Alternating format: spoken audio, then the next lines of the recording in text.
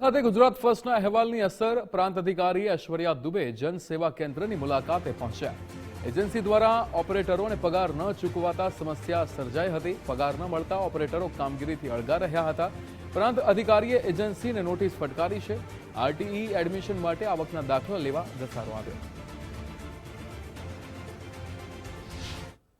પ્રાંત અધિકારી શ્રી વડોદરા ગ્રામ્ય અને મારા તરફથી નીચે જનસેવા કેન્દ્રની મુલાકાત લેવામાં આવેલ હતી.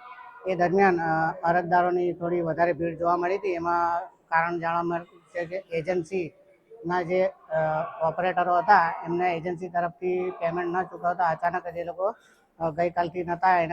એજન્સીએ એના જગ્યાએ બીજા 2 ઓપરેટરોની વ્યવસ્થા કરી છે.